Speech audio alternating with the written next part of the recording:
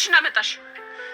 እምልልሻለሁ እህቴ አትበይ። እኔ እንዳንቺ አይነት እርኩስ እህት የለችኝም። አንቺ ጭራሽ ያን ሁሉ ነገር እኛ ላይ ፈጽመሽ አይንሽን በጨዋታሽ እዚህ ድረስ ትመጫለሽ?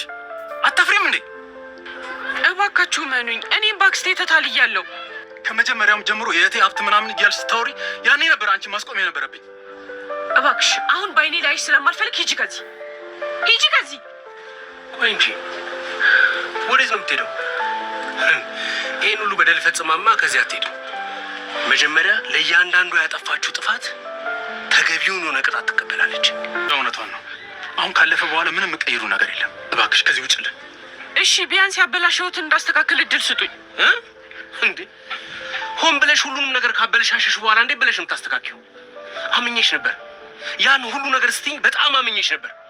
እንዴት አድርገሽ ነው? ቆይ ሁላችንም እንደዚህ ልታሞኝና ልታታልኝ ቻልሽው? የሉላ አክስት ማለትም ዘርፌ እስካሁን እነ ሱራፌልን ስታሰቃያቸው የነበረው ዶክተር ሮቤልን ተጠቅማ ማለትም ዶክተር ሮቤል አግዟት እንደነበረ ታውቋል። ሉላ ምንም እንኳን እህቷን ለማገዝ ብትፈልግም ነገር ግን በፍጹም ሊሳካለት እንዳልቻለ አይተናል። እናም ቤዛ አሁንም በድጋሚ እየጠረበርሽኝ ነው ስትል እህቴ አይደለሽም እያለችም ክዳት ትገኛለች። ሰላም ሰላም፣ ውድና የተከበራችሁ የዩቲዩብ ቤተሰቦቼ እንዴት ናችሁ? ደህና ናቸው? እኔ እግዚአብሔር ይመስገን በጣም ደህና ነኝ። በያላችሁበት ሰላማችሁ ይብዛልኝ እያልኩኝ እንኳን ወደ ቻናሌ በሰላም መጣችሁ። ለዚህ ዩቲዩብ ቻናል ደግሞ አዲስ ከሆናችሁ ላይክ፣ ሼር፣ ሰብስክራይብ በማድረግ ቤተሰብ ሆኑ። እንዲሁም ደግሞ ሀሳብ አስተያየትም ካላችሁ ኮሜንት ላይ አሳውቁኝ። ለዛሬው ደግሞ ቤዛ ፊልምን ክፍል 77 ይዤላችሁ መጥቻለሁ። እስከ ቪዲዮ ፍጻሜ አብራችን ቆዩ። ሳሚና ኩቻ እንግዲህ ለሱራፌል እና ለቤዛ እያደረጉላቸው ያለው ነገር እጅግ በጣም ደስ የሚል ነገር ነው። እናም ደግሞ ከአቅማቸው በላይ ውለታ እየዋሉላቸው ይገኛሉ። ቤዛና ሱራፌል በቤዛ መንትያ እህት ምክንያት ከቤታቸው እንደተባረሩ አይተናል። እሷም እንግዲህ ምንም በማታውቀው ነገር ተክዳ እናም በአክስቷ ተጭበርብራ ነው የምትገኘው። ነገር ግን እህቴ እኔ በፍጹም አልካድኩሽም፣ እኔንም አክስቴ ክዳኛለች፣ እኔ ያንቺን ገንዘብ መውሰድ በጭራሽ አልፈልግም፣ ምንም ያለፋሁበትን ነገር መውሰድ አልፈልግም ብትልም ነገር ግን አክስቷ ይህንን ሁሉ ክዳት እናም አሁን ላይ ቤዛንና ቤተሰቦቿን ከቤቷ አባራቸው ትገኛለች። ነገር ግን ሉላ አሁን እኔም የራሴን ዘዴ መጠቀም አለብኝ በማለት ከአክስቷ ጋር አልፈልግም ብላ የወጣችውን ሀሳብ ትታ አሁን ሀሳቤን አለሳልሼ ወደ አክስቴ መቅረብ አለብኝ፣ እናም አክስቴን ከቀረብኳት በኋላ የቤቱን ንብረት በሙሉ በስሜ አድርግልኝ በማለት እሷ እንዳታለለችኝ እኔም አታልሊያት የእህቴን ሙሉ ሀብትና ንብረት እመልስላታለሁ ስትልም ሌላ ሀሳብ አውጥታ ነበረ። እናም ወደ አክስቷ በተመለሰች ሰዓት እሷም እንኳን ደህና መጣሽ ልጄ፣ እንደምትመለሽ አውቅ ነበር ስትል ነበረ ያለምንም ቅሬታ ሉላን አስገብታት የነበረው። ሉላም እሺ አክስቴ አሁን ላይ አማራጭ ስለሌለኝ አንቺ ጋር እሆናለሁ፣ ምንም ማድረግ አልቻልኩም ስትልም ለአክስቷ በቀዝቀዝ ባለ ሀሳብ አስረድታታለች።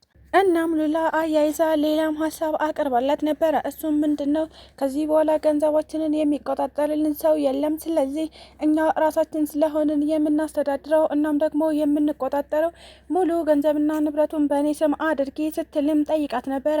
ነገር ግን ዘርፌ አይ በፍጹም አላደርግም፣ ምክንያቱም አንቺ እህትሽ ልካሽ ነው የመጣሽው፣ ከእህትሽ ጋርም ስምምነት አድርገሽ ነው ስትልም ጠይቃት ነበረ።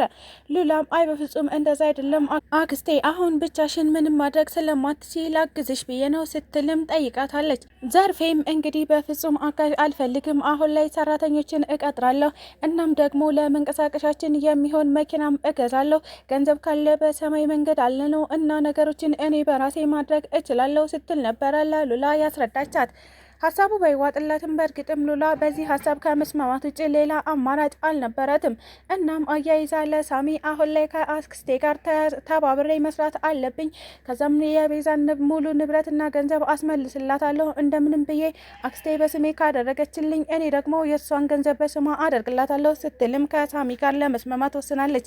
ነገር ግን ሳሚ በፍጹም አክስትሽ እንዲህ ስለማታደርግ ማለትም ገንዘቡን በሙሉ ላንቺ ስለማታዞርልሽ አሁን ላይ አንቺ የምታውቂውን እያንዳንዱ ነገር ለጠበቃው መናገር እናም ህግ ፊት ቀርበን ሙሉ ታሪኩን ማውራት አለብሽ ሲልም አሳምኗታል። ሉላም እሷ የመረጠችው አካሄድ ጥሩ ካልሆነ እኔ በእናንተ ሀሳብ ሙሉ በሙሉ ልስማማ ዝግጁ ነኝ ስትልም ለሳሚ ቃሏን ሰጥተዋለች።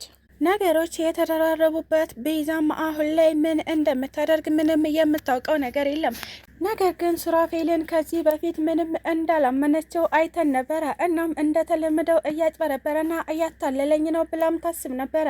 አሁን ላይ እንደዛ ሳይሆን ሱራፌል በጭራሽ እያጭበረበረት እናም እያታለላት እንዳልሆነ አሳይቶናል።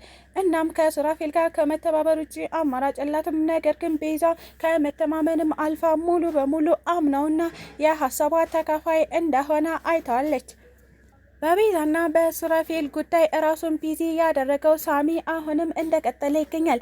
ለእነሱ ጥብቅና ከመቆምና ከመከራከር ወደ ኋላይም በፍጹም ብሎ አያውቅም። እናም ይህ ነገር እያስጨነቃት ያለችው ኩቻ ደግሞ ከሳሚ ጋር ለመተባበር ዝግጁ ሆና ትገኛለች። ምንም እንኳን የራሳቸው ሀሳብ ጭንቀት ቢኖርባቸውም ነገር ግን የኛ ጭንቀት ከነሱ አይበልጥም በማለት ነበረ የራሳቸውን ሕይወት ትተው ለሰው እየኖሩ የሚገኙት። አሁን ላይ ሱራፌል እና ቤዛ ምንም የሚኖሩበት ቦታ ስለሌላቸው ኩቻና ሳሚ ቤት እየኖሩ ይገኛሉ። እናም ይህ ነገር ለሳሚና ለኩቻ ከባድ ሆነባቸው ብለው በማሰብ የራሳችንን ቤት ተከራይተን እንውጣ እያሉም እያሰቡ ይገኛሉ። ነገር ግን በዚህ ያልተስማማው ሳሚን በፍጹም ከዚህ ቤት ለቃችሁ መውጣት የለባችሁም፣ ምነው አልተመቻችሁም እንዴ ቤታችን ሲል ነበረ የጠየቃቸው። አይ በፍጹም አሉት ቤዛም እኛ ተመችቶናል፣ ነገር ግን ለአዲስ ተጋቢዎች ሸክም መሆን አንፈልግም። አንተና ኩቻ ማለት አዲስ ፍቅረኛሞች እናም ወደ ትዳር እያመራችሁ ያላችሁ ልጆች ናቸው። ስለዚህ እኛ ደግሞ ሸክም ልንሆንባቸው አንፈልግም ስትል ነበረ ሀሳቧን በግልጽ የገለጸችው። ኩቻም በተመሳሳይ አይ ቤዝዬ በፍጹም እናንተ ለእኛ ያደረጋችሁት ከእኛ በላይ ነው። እናም ከዛ አንጻር ሲነጻጸር እኛ ለእናንተ እያደረግን ያለነው ምንም ነው ስትል ነበረ ቃሏን የሰጠቻት። እናም ሳትሳቀቁ በነጻነት እንድትኖሩ እንፈልጋለን ሲሉም እንዲሁም ሌላ ሀሳብ አቀርበውላቸዋል። በፍጹም ቤት ተከራይተን እንኖራለን የሚለውን ሀሳባችሁን እንድትሰርዙ እንፈልጋለንም ብላለች ኩቻ። ያለ ምንም አጋዥ የማትንቀሳቀሰዋ ዘርፌ አሁን ላይ ከማን ጋር እየሰራች እንደሆነና ማንም እያገዛት እንደሆነ መገመት የምንችለው ነገር አለ።